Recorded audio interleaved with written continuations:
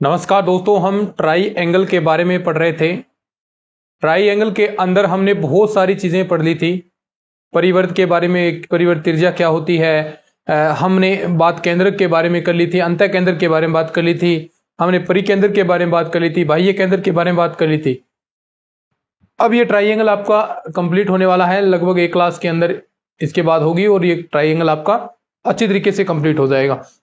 देखिए कुछ चीजें बची हैं इसके अंदर, फिर उसके बाद हम नेक्स्ट चीज स्टार्ट करेंगे।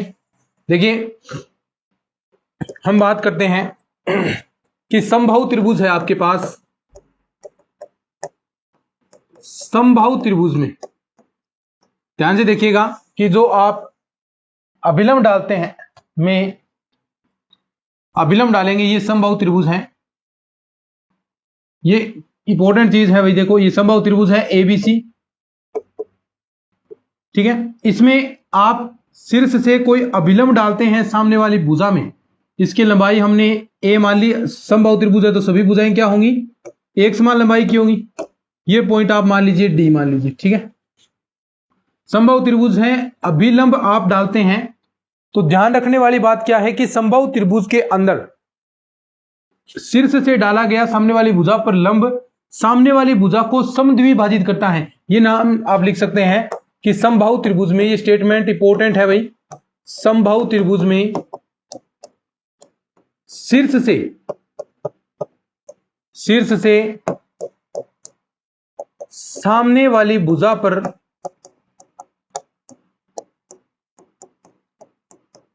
डाला गया लंब सामने वाली भुजा को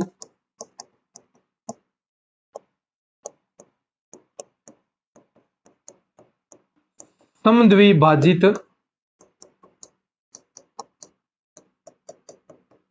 करता है। यानी यहां से आप लंब डाल रहे हैं तो ये सामने वाली भुजा को समद्विभाजित, यानी a बटा 2 और a बटा 2, ये आपका एंगल हो गया, ठीक है। अब देखो ध्यान से, आपको भुजा निकालनी है एडी। भुजा एडी ये क्या है, लंब हो गई। सामने वाली भुजा देखो यहां से, ये क्या है, अभिलंब, तो ये विलंब हो गया, ये आपकी कर्ण हो जाएगी, ये आपकी बेस होगी। लंब निकालते हैं तो कैसे, एडी स्क्वायर बराबर क्या, कर्ण स्क्वायर माइनस ए स्क्वायर बटा 2। देखो ए स्क्वायर बाई 4 हो गया ना, क्योंकि स्क्वायर करनी। तो देखो यहां पर क्या, एडी स्क्वायर बराबर कितना बच जाएगा, 4a स्क्वायर माइनस ए स्क्वायर कितना, 3a स्क्वायर अपॉन में 4। यहां से एडी की वैल्यू आप निकालें तो √3 अपॉन a बाई 2, ये आपकी आती है समबाहु त्रिभुज में शीर्ष से डाले गए लंब की लंबाई। समबाहु त्रिभुज में शीर्ष से डाले गए लंब की लंबाई आपसे पूछे तो वो एडी बराबर क्या हो जाएगी, AD is equal to √3/2a। ये आपको याद रखना है भाई समबाहु त्रिभुज। इसमें कुछ क्वेश्चन है वो आप कर सकते हैं। ये एक प्रकार से माध्यिका भी तो हो गई, यहां से आप डाल रहे हैं, ये माध्यिका भी तो आपकी होगी। भी एक प्रकार से माध्यिका की लंबाई, शीर्ष लंबाई, लंब की लंबाई तो क्या होगी, वो √3/2। ए क्या है, भुजा, इंटू में भुजा, तो यानी शीर्ष लंब की लंबाई, इसे आप शीर्ष लंब की लंबाई भी कह दो, इसे आप माध्यिका भी कह दो, एक ही बात है भाई। माध्यिका भी समबाहु त्रिभुज में लंब का ही कार्य करेगी। माध्यिका होती भी क्या है, सामने वाली भुजा को दो भागों में बांटने वाली, ठीक है। आप इसको नोट कर लीजिए,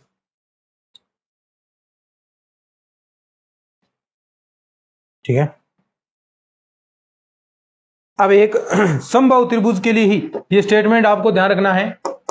समबाहु त्रिभुज में बस और कुछ नहीं इसके अंदर। समबाहु त्रिभुज में फिर हम त्रिभुज की सर्वांग समता के बारे में बात करेंगे। समबाहु त्रिभुज में परिवर्त की त्रिज्या, समबाहु त्रिभुज में परिवर्त की त्रिज्या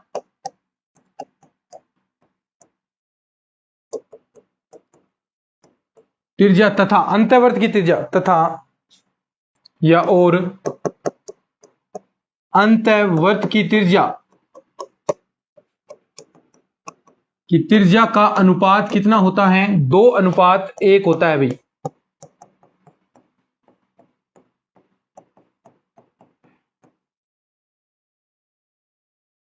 देखो आप जानते हैं भाई, स्मॉल r बराबर समबाहु त्रिभुज में a बटा 2√3, ये मैं पहले क्लास के अंदर करवा चुका हूं।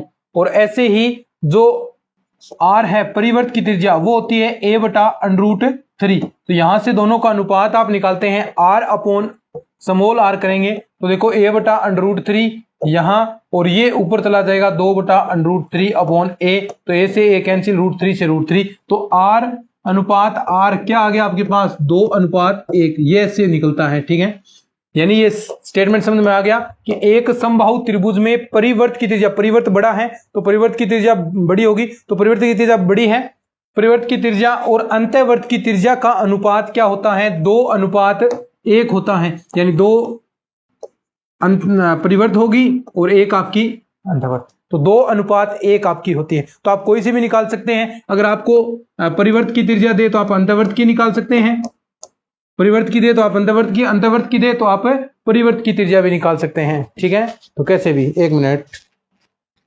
इसको नोट कीजिए, फिर हम आगे करते हैं। थोड़ा बोर्ड पर लाइट आ रही है, उसको हम करते हैं वैसे।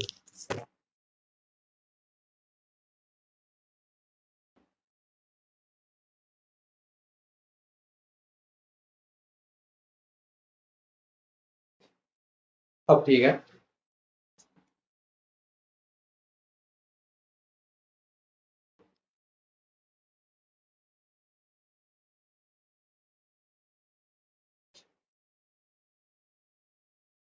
नोट कर लीजिए। अब हम बात करते हैं, अब हम बात करेंगे त्रिभुज की सर्वांग समता के बारे में। किसके बारे में? त्रिभुज की सर्वांग समता। बस ये आपका ट्राइंगल अब कंप्लीट हो जाएगा। त्रिभुज की सर्वांग समता के बारे में हम बात करेंगे। त्रिभुज की सर्वांग समता,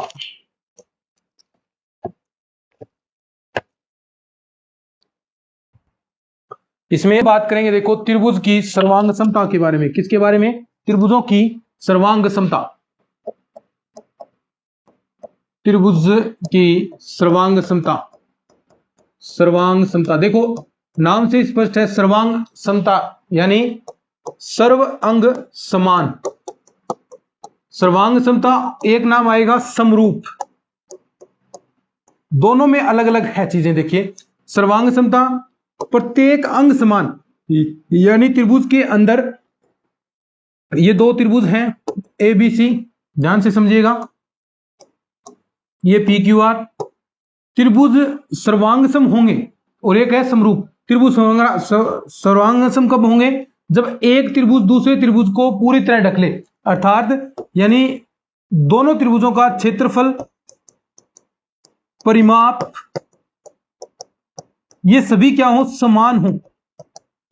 इसके साथ साथ भुजाओं की लंबाई भी, ए बी बराबर क्या, देखो तुलनात्मक अध्ययन पी क्यू, बी सी बराबर क्या, क्यू आर, ए सी बराबर क्या, पी आर। तीनों कोण, कोण ए इज इक्वल टू कोण पी, कोण बी इज इक्वल टू कोण क्यू, कोण सी इज इक्वल टू कोण आर। ये चीजें अगर हैं तो वो त्रिभुज क्या कहलाएंगे? दोनों सर्वांग सम, यानी उनके अंदर प्रत्येक अंग उनके समान है। सर्वांग सम, सभी अंग समान है, सर्वांग सम।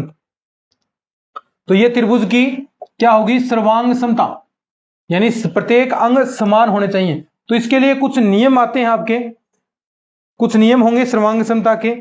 तो हमने बात तो कर दी भी, आपके जो भुजा वाले, प्रत्येक भुजा का जो, देखिए आपके पास कोई वर्ग है समान भुजा की लंबाई वाले, 2 वर्ग हो गए, तो ये सर्वांग सम होंगे। अगर देखो 6 सेमी का आपके पास वर्ग है, ये 6 सेमी का है, तो ये क्या है? दोनों सर्वांग। 6 सेमी की त्रिज्या है, 2 वर्ग 6 सेमी की त्रिज्या वाले, ये क्या है? सर्वांग सम। यानी प्रत्येक अंग समान होना चाहिए, नाम से स्पष्ट है, सर्व अंग समान। लेकिन समरूप के अंदर डेफिनेशन चेंज हो जाएगी। समरूप के अंदर क्षेत्रफल समान होना नहीं, लेकिन वो त्रिभुज समरूप होंगे। कैसे होंगे उसके बारे में बात करेंगे, लेकिन सबसे पहले हम बात करेंगे सर्वांग समता के नियम के। समझ में आ गया? सर्वांग समता के नियम। सर्वांग समता के नियम में पहला आता है, देखो पहला नियम है भुजा भुजा भुजा नियम। सिंपल सिंपल है भाई, देखो ये सिंपल सिंपल चीजें हैं, इसे आप एस एस एस रूल कहते हैं, साइड साइड साइड रूल। ठीक है, यानी 2 त्रिभुज सर्वांग सम होंगे। अभी हमने बात की, ये ए बी सी स्पीड दी मैं करवा रहा हूं क्योंकि ये सिंपल चीजें हैं, ये आप बातें कर चुके हैं, इसलिए इसमें टाइम वेस्ट करने की जरूरत नहीं है। तो ए बी बराबर B C, sorry A B बराबर दूसरे त्रिभुज से हम चेक करेंगे पी क्यू, ए सी बराबर पी आर, और BC बराबर QR, अगर ये हैं तीनों भुजाएं ये बराबर नहीं, संगत भुजाएं नाम आएगा। अगर संगत भुजाएं समान हैं तो क्या है, वो दोनों त्रिभुज सर्वांग सम है, यानी AB बराबर PQ, AC बराबर PR और BC बराबर QR। तो ये दोनों त्रिभुज क्या होंगे, सर्वांग समता। सर्वांग समता का साइन त्रिभुज ABC सर्वांग सम होगा, ध्यान रखें, PQR के। ये क्या हो गया। अब देखो ये पढ़ना जरूरी आना चाहिए, वरना कई बार गलत हो जाते हैं। पूछता है भी निम्न में से कौन से त्रिभुज सर्वांग सम है, तो देखो AB, यहां वही चीज आएगी जो इक्वल है। AB ये भुजा किसके इक्वल, PQ के, तो AB PQ, BC QR, क्या BC QR के है, बिल्कुल है। PR AC, देखो इस प्रकार आपको करना चाहिए। अब कई ऐसे कर दें QRP, अब ये QRP PRQ ये आपका त्रिभुज हो गया, लेकिन इसमें देख अलग रखा है, तो ऐसे ध्यान रखनी है आपको चीजें, ठीक है, नोट करो इसको। ये पहला हो गया सर्वांग समता के नियम के अंदर।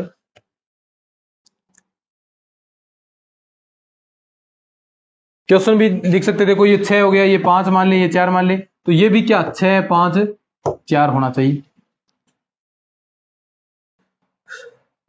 भुजा नियम। दूसरा आता है आपका कौन सा नियम, जिसके अंदर दो भुजाएं एक कोण, भुजा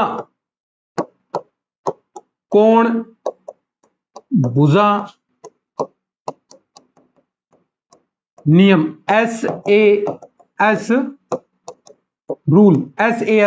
इसमें वही सेम, एक दो भुजाएं बराबर एक कोण कौन सा होगा, देखिए जिसमें दो भुजाएं बराबर हैं उसका उभयनिष्ठ कोण होगा। अब मान लीजिए ABC PQR, तो कोण देखो भुजा मान लीजिए AB बराबर आपको दे रखा है PQ और BC बराबर दे रखा है QR, तो जो इनका उभयनिष्ठ है वही कोण बराबर होना चाहिए कोण B इज इक्वल टू कोण Q, कोण B इज इक्वल टू कोण Q, ठीक है। तो ये क्या हो जाएगा, त्रिभुज ABC इसके सर्वांग सम। तीसरा रूल देखो, बहुत सिंपल चीजें हैं भाई। तीसरा रूल क्या कहता है, कोण भुजा कोण नियम। इस बार दो कोण भुजा कोण नियम, सिंपल सी चीजें हैं, कोई हार्ड वाली बात ही नहीं इसके अंदर। तो भाई कोण भुजा कोण नियम सिंपल, क्या वही चीज कि दो आपके कोण बराबर हो और एक आपकी भुजा बराबर हो, तो ऑटोमेटिक कोई सी भी मान सकते हैं आप भाई, ABC PQR।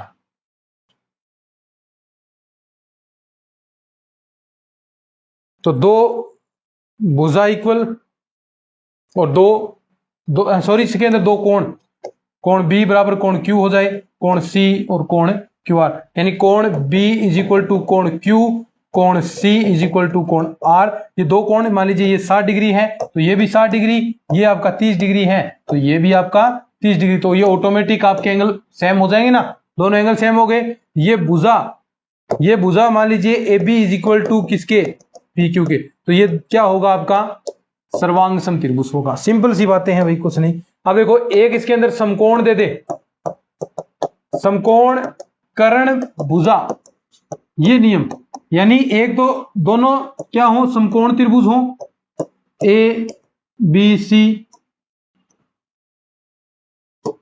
PQR।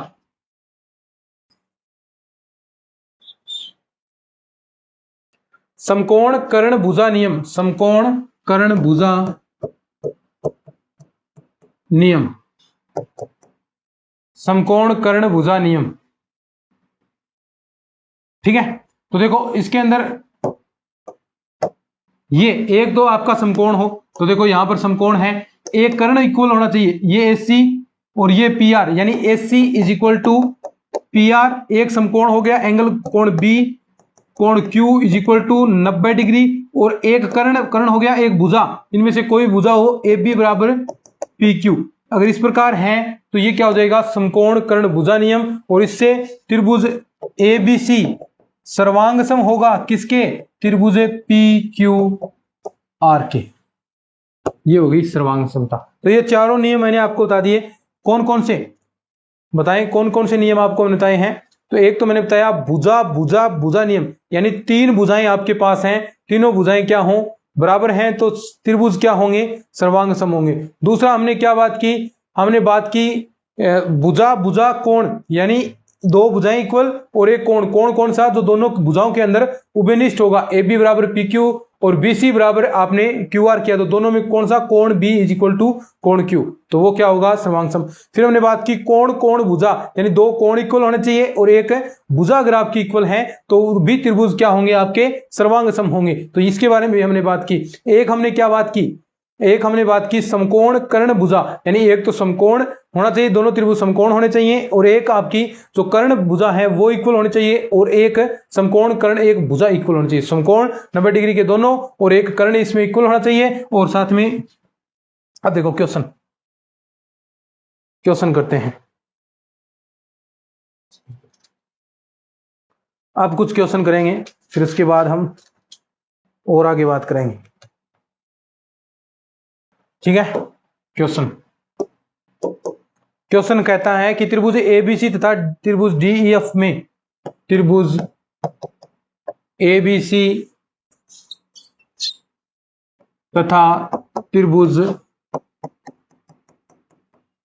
डीईएफ में ए बी बराबर F D, A B is equal to F D, तथा कोण ए बराबर कोण डी, तथा कोण ए इज इक्वल टू कोण डी, दोनों त्रिभुज ऐसे इस नियम से संबंधित होंगे, सर्वांग सम होंगे।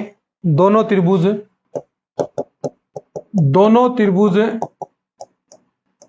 एस ए एस, यानी भुजा कोण भुजा नियम से सर्वांग सम होंगे, नियम से सर्वांग सम होंगे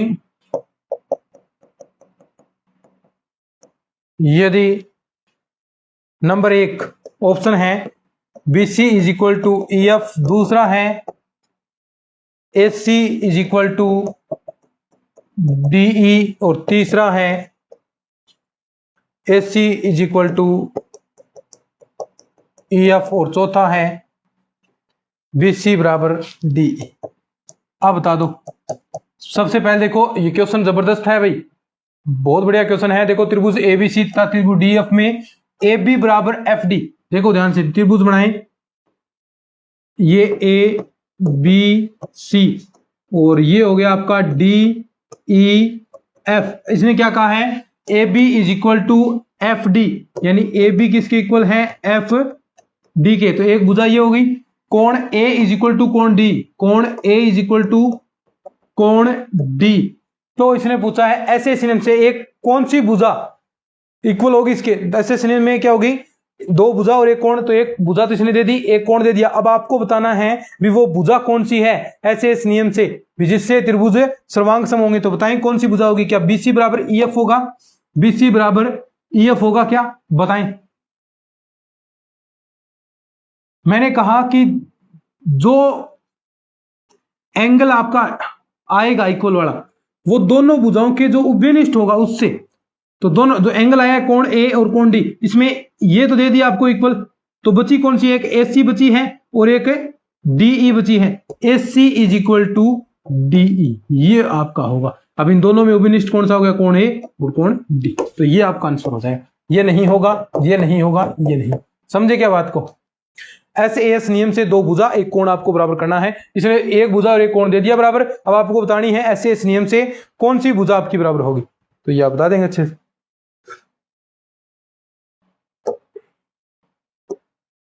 नेक्स्ट क्वेश्चन देखो कि यदि ए बी बराबर, यदि ए बी बराबर क्यू आर, बी सी बराबर पी आर तथा सी ए बराबर पी क्यू तथा सी ए बराबर पी क्यू हो तो नंबर एक आपको बताना है कि त्रिभुज ए बी सी सर्वांग सम, त्रिभुज पी क्यू आर, दूसरा है त्रिभुज CBA सर्वांग सम किसके? त्रिभुज PRQ के, त्रिभुज PRQ। और तीसरा है त्रिभुज BAC सर्वांग सम किसके? त्रिभुज RPQ। और चौथा है त्रिभुज PQR सर्वांग सम त्रिभुज BCA। ठीक है, अब देखो इसमें आपको बताना है, इसने कहा है कि यदि AB बराबर QR, BC बराबर PR और कोण A बराबर ये क्या है CA बराबर PQ हो तो, यानी तीनों भुजाएं इसने बराबर दे दी, SSS यानी भुजा भुजा भुजा नियम से ये त्रिभुज क्या है? सर्वांग सम है। तो बताना है अभी वो त्रिभुज कौन सा है, मैंने कहा था ना ये आपको चेक करना पड़ेगा। तो आप सबसे पहले देखो इसने देर का वो इक्वल है क्या, ऐसे देखेंगे, देखने का तरीका AB किसके इक्वल होना चाहिए? QR के। यहां इक्वल है क्या? PQ के है, लेकिन QR होना चाहिए, यहां QR आ रहा है, सेम सेम नहीं आ रहा तो ये ऑप्शन नहीं होगा। दूसरा देखते हैं, ये देखो एक बार BA ठीक है, उल्टा कर ले, BA इक्वल किसके आ रहा है? देखो यहां आना चाहिए QR या RQ के, यहां आ रहा है PR, तो ये भी नहीं होगा। ये ऑप्शन देखते हैं हम, CB है क्या? CB कहां गया? ये रहा CB किसके? PR यानी RP होना चाहिए, PR देखो ये रहा CB किसके? PR के। ठीक है, अब आगे देखो BA ये किसके? QR। तो देखो क्या QR या फिर RQ? क्या RQ है? बिल्कुल है। फिर ये CA देखो, CA किसके? PQ के। तो PQ या QP जो भी हो, CA देखो PQ, तो ये देखो PQ, तो ये आपका हो जाएगा, यानी सारी चीजें बराबर आनी चाहिए भैया आपकी। तो देखो अगर आपसे पूछ ले भी कोई भी त्रिभुज कि किसी त्रिभुज की रचना के लिए, किसी त्रिभुज की रचना के लिए यानी बनाने के लिए कम से कम कितने अवयवों की आवश्यकता होती है? कम से कम कितने अवयवों की आवश्यकता होती है? तो कितने अवयवों की, न्यूनतम कितने अवयव होने चाहिए? बताएं न्यूनतम कितने अवयव होने चाहिए? कोई भी त्रिभुज आप रचना कर सकते हैं तो कम से कम 3 अवयव आपके पास होने चाहिए। हमने बात कर ली भी आपके पास 2 भुजा है, एक कोण है तो आप निर्माण कर सकते हैं, 3 भुजाएं हैं तो आप कर सकते हैं। लेकिन अगर समकोण त्रिभुज दे दे तो आपको सिर्फ 2 ही, समकोण त्रिभुज के लिए, समकोण त्रिभुज के लिए सिर्फ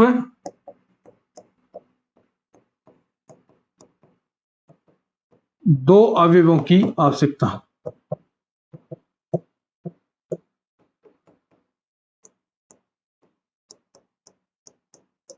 समकोण त्रिभुज के लिए कितने त्रिभुजों की? सिर्फ समकोण त्रिभुज के लिए सिर्फ 2 अवयवों की आवश्यकता है, क्योंकि एक तो आपको समकोण पहले दे दिया, भी एक एंगल तो आपको पहले ऑलरेडी पता चल चुका है भी वो कितने डिग्री का है, 90 डिग्री का, तो उसमें सिर्फ आपको 2 ही एलिमेंट होंगे। तो ये हमने बात की त्रिभुज की आज सर्वांग समता के बारे में, भी त्रिभुज की सर्वांग समता क्या होती है। आगे हम नेक्स्ट क्लास के अंदर हम बात करेंगे त्रिभुज की समरूपता के बारे में, भी त्रिभुज की समरूपता क्या होती है, और इसी के साथ आपका ट्राइंगल पूरा नेक्स्ट क्लास में कंप्लीट हो जाएगा। तो इस क्लासेस को शेयर करें, अपने दोस्तों के साथ बताएं भी। Gandhi knowledge bank complete course आपको करवा रहा है, बेहतर कोर्स। ठीक है, आज के इस लेक्चर में इतना ही, धन्यवाद।